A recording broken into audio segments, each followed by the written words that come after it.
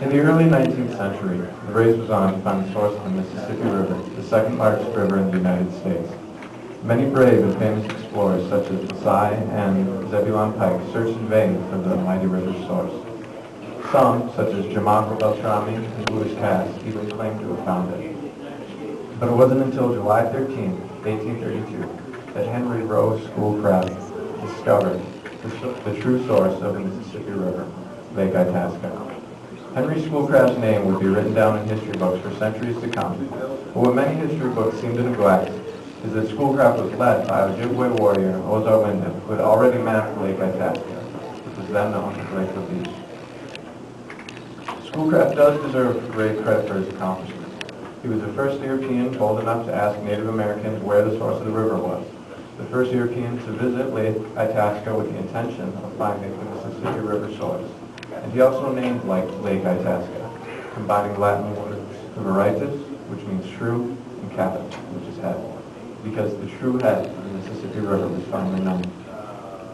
Despite these and many more accomplishments, it is important to remember that not only was Schoolcraft led to Lake Itasca by Ozar Windib, but Ozar had in his possession a map of the river's head, suggesting that Native Americans had known of the lake for quite some time. Ozar Windib could have easily denied Schoolcraft's request to visit the lake, and who knows how long it could have been before the Mississippi River source was finally found by the Europeans. The Mississippi River is a fundamental part of Minnesota's history, culture, and life, and it played an important role in the Minnesota Territory, bringing settlers from many different lands to live off of the mighty river. Just as ancient civilizations as Egypt, China, and Mesopotamia formed around mighty rivers such as the Nile, the Yellow River, and Tigris and Euphrates, the first Minnesotans built their homes in the fertile basin of the Mississippi. Without identifying Minnesota as the home of its source, Minnesota would just be one of the 31 states included in its triangular drainage area. The discovery of Lake Itasca was more than an interesting tidbit of information. It revealed the Minnesota Territory as a source of life from which so many Americans flourished, and as the true head of the United States' second largest river. By sharing this fact with Henry Schoolcraft, Ozar Windib played one of the most significant roles in the history of the Minnesota Territory. Unfortunately, very little is known about Ozar Windib. Even the maps that he used have been destroyed.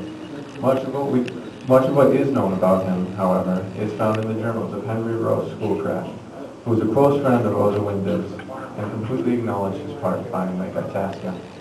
For example, in Schoolcraft's narrative of an expedition through the upper Mississippi to Itasca Lake, he says it will be sufficient to remark that the object was successfully accomplished under the guidance of Ozar Windib.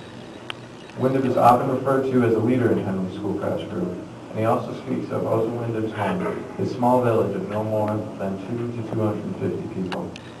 In his town, he is a well-respected leader, hunter, and warrior. Although so little is known about this legendary Ojibwe warrior, it is vital to Minnesota history that his story and legacy are preserved. He brought Europeans an important gift of knowledge, the location of the source of the great Mississippi River. Minnesotan culture flourished due to his gift, and today he receives little to no credit for it. It is a tragic yet typical story of an Aboriginal leader not receiving enough credit for their contributions. Too often when conquerors write history books, different cultures do not receive the spotlight they deserve. Schoolcraft was a great explorer nonetheless, but Ozar Windib should always be remembered for bringing Lake Itasca to the European people. His story reflects a unique sharing of knowledge between two cultures, Native Americans and Europeans, where there is much tension and dispute.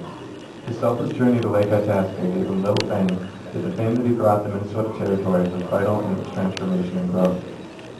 He showed the people of the New World that the Mississippi River was not merely an ambling river with no order, but a fierce and mighty source of life that flowed from one of the northernmost territories all the way down to the bottom of the country, bridging cultures that spanned over a 2,000-mile area. That is how Ozar Windib played one of the most important roles in the history of Minnesota Territory, by giving Europeans the knowledge of the righteous Caput.